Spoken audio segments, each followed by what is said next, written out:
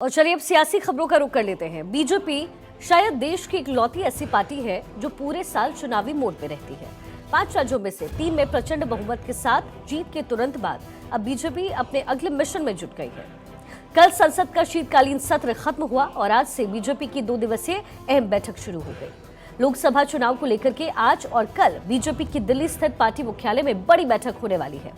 इस बैठक की अहमियत को आप इस बात से समझ सकते हैं कि प्रधानमंत्री मोदी खुद इस बैठक में शिरकत करेंगे और पदाधिकारियों को जीत का मूल मंत्र यहां पर दिया जाएगा।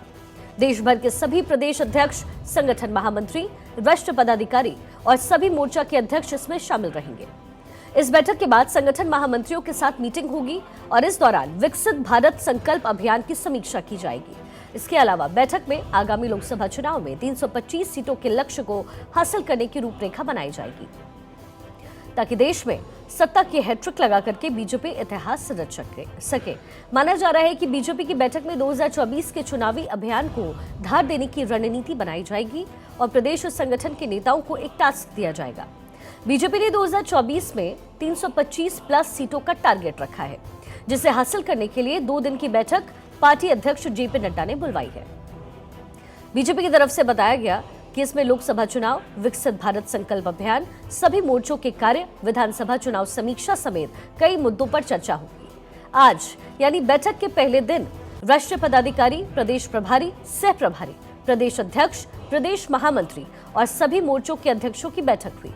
वहीं कल प्रदेश महामंत्री संगठन की बैठक रात को 9 बजे तक चलेगी। आपको यहाँ ये भी बता दें कि देश के 5 राज्यों में हुए विधानसभा चुनाव के बाद से ही बीजेपी का कॉन्फिडेंस बिल्कुल हाई है। मध्य प्रदेश में जहां पार्टी सरकार बचाने में कामयाब रही, वहीं राजस्थान और छत्तीसगढ़ में कांग्रेस को हरा करके सत्ता पर काबिज हुई। ऐसे में बीजेपी 2024 के लोकसभा चुनाव में 325 प्लस सीटें जीतने का टारगेट रख रही है, जबकि 2019 में पार्टी ने 303 सीटें जीती।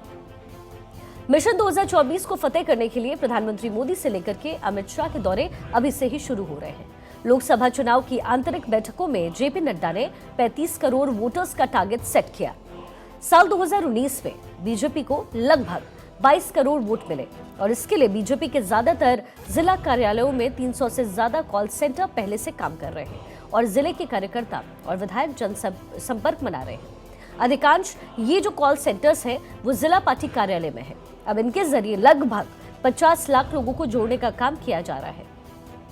ऐसे लोगों को तलाशा जा रहा है जो पार्टी में सक्रिय रूप से योगदान देना चाहते हैं। साथ ही इन्हीं कॉल सेंटर्स के जरिए सरकारी योजनाओं के लाभार्थियों तक इसे पहुंचाया जाएगा। अब इसके जरिए लाभार्थी सूची में 70 लाख और लोगों को जोड़ने की योजना बीजेपी की तरफ से बनाई गई है।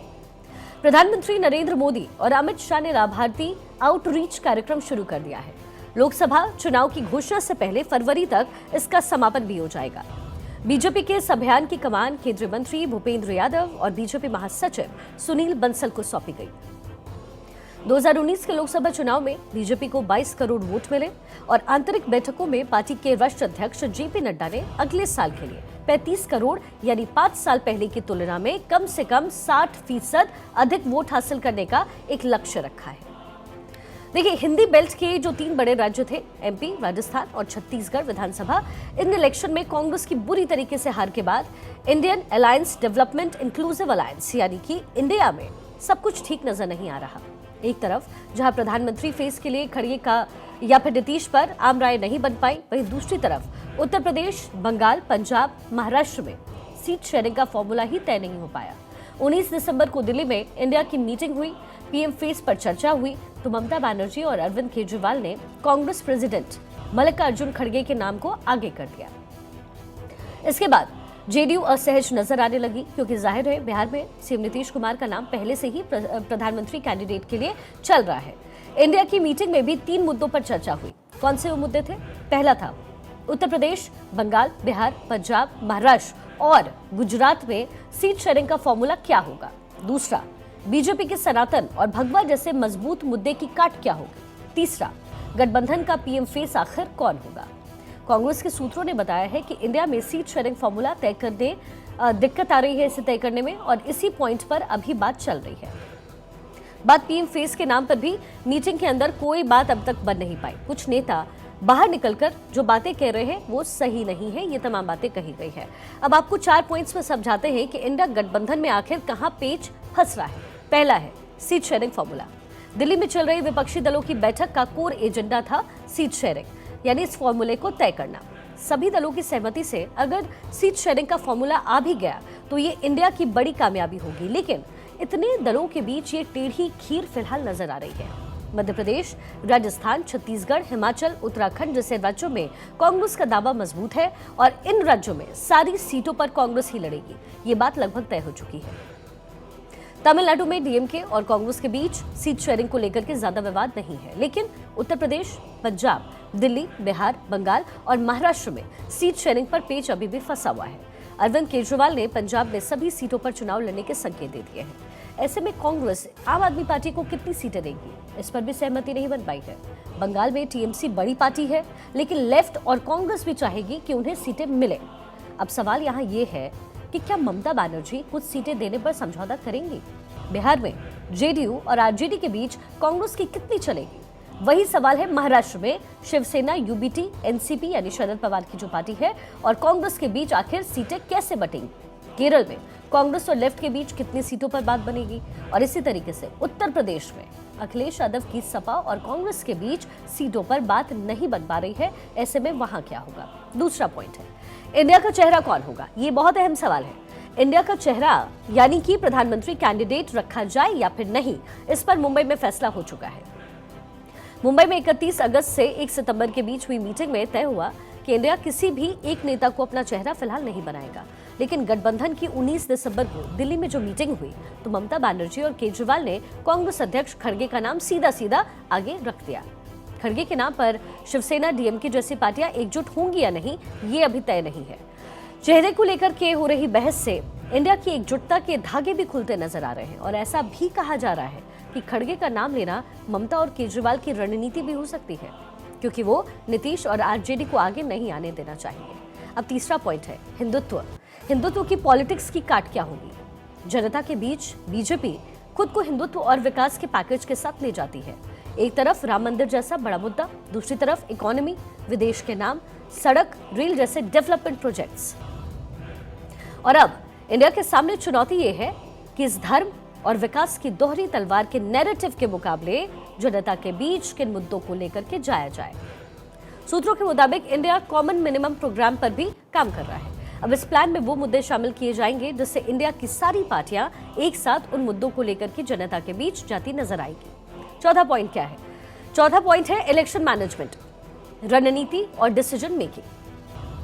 मध्य प्रदेश, राजस्थान और छत्तीसगढ़ विधानसभा चुनाव में सीटों और वोट परसेंटेज पर आप अगर नजर डालें तो पाएंगे कि कांग्रेस और बीजेपी दोनों का जो वोट परसेंट है वो आसपास ही है, लेकिन सीटों की संख्या में बड़ा फर्क है। कहा यह भी जा रहा है कि इसकी वजह है गलत कैंडिडेट का चुनाव करना। इंडिया के लिए इलेक्शन मैनेजमेंट, रणनीति और सही फैसला लेने की जो प्रक्रिया है उस पर भी फिलहाल बात चल रही है। सारे दल चाहते हैं कि एक दूसरे की सहमति से कैंडिडेट का चुनाव हो, लेकिन इस पर बात बनेगी या नहीं।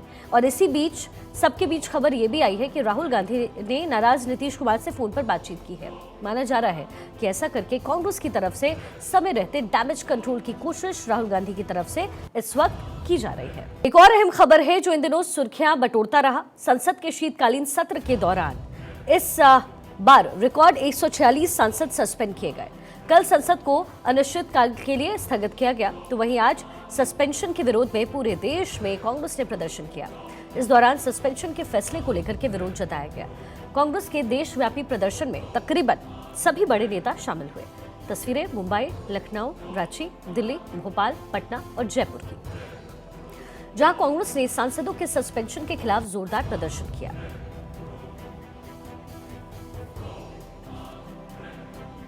वहीं सांसदों के निलंबन को लेकर के कांग्रेस अध्यक्ष मल्लिकार्जुन खड़गे और राहुल गांधी ने क्या कुछ कहा है, सुनना चाहिए आपको। हम सब ऑपोजिशन के नेता, ऑपोजिशन के कार्यकर्ता एक साथ खड़े हैं और आप बात समझिए, ये लड़ाई नफरत और मोहब्बत के बीच में लड़ाई है। जैसे मैंने कहा, नफरत के बाजार में हम मोहब्बत की दुकान खोल रहे हैं। जितनी आप नफरत फैलाओगे, जितना आप लोगों को धमकाओगे, डराओगे, उतना इंडिया अलायंस मोहब्बत फैलाएगा। ये इंडिया अलायंस क्यों बना? इंडिया अलायंस इसलिए बना जो मोदी जी, शाह, इन्होंने डेमोक्रेसी को खत्म करने का एक बीड़ा उठाया है। देश के संविधान को का इन्होंने बेड़ा उठाया है। दलितों को, मजदूरों को, किसानों को, महिलाओं को कुचलने का काम इन्होंने किया है और अभी भी कर रहे हैं। इस देश के डेमोक्रेसी को खत्म करने के लिए ही 146 एमपीज को इन्होंने बाहर निकाला। कोई कुछ नहीं बोला। हमारे राम गोपाल यादव जी यहाँ नहीं है, उन्होंने बहुत दूर बैठे थे। ऐसे कई जो 147 एमपीज में दूर दूर बैठे थे, मुंह भी नहीं खोले थे, बोलने का बात उनको समय भी नहीं मिला, लेकिन उसको सस्पेंड किया गया। तो देखिए, एक तरफ कांग्रेस के 3 बड़े नेताओं यानी सोनिया, राहुल और प्रियंका गांधी वाड्रा से अपील की जा रही है कि वो दक्षिण भारत के किसी राज्य से लोकसभा का चुनाव लड़े। तो वहीं दूसरी ओर कांग्रेस अध्यक्ष मल्लिकार्जुन खड़गे के बारे में चर्चा शुरू है कि वो उत्तर प्रदेश की किसी सीट से चुनाव लड़ सकते हैं। ममता बनर्जी द्वारा खड़गे को विपक्ष का चेहरा बनाने का प्रस्ताव किए जाने से पहले उनके बारे में चर्चा हो रही थी। कहा जा रहा था कि खड़गे कांग्रेस के राष्ट्रीय अध्यक्ष हैं और इसलिए देश में किसी भी सीट से चुनाव लड़ेंगे तो सवाल नहीं उठेगा। ऊपर से दलित समुदाय से आते हैं और कर्नाटक से आते हैं, जहां दलित मुस्लिम एकजुटता ने कांग्रेस को जीत दिलाई, तो उनके लड़ने से उत्तर प्रदेश में भी दलित और मुस्लिम एकजुटता बन सकती है। हालांकि कांग्रेस में अभी औपचारिक रूप से इस बारे में चर्चा हुई नहीं है, लेकिन बताया यह भी जा रहा है कि कांग्रेस के कई नेता उनके लिए सीट सुझाने में लगे हुए हैं। फिलहाल 2 सीटों को लेकर के चर्चा तेज है। कहा जा रहा है कि वो बाराबंकी या फिर बहराइच सीट से चुनाव लड़ सकते हैं। दोनों ही पूर्वी उत्तर प्रदेश की सीटें हैं, अनुसूचित जाति के लिए आरक्षित है और भाजपा जीती हुई है। माना यह जा रहा है कि उनके लड़ने से जो आसपास की कई सीट है उस पर सीधा सीधा प्रभाव होगा, सीधा सीधा असर होगा।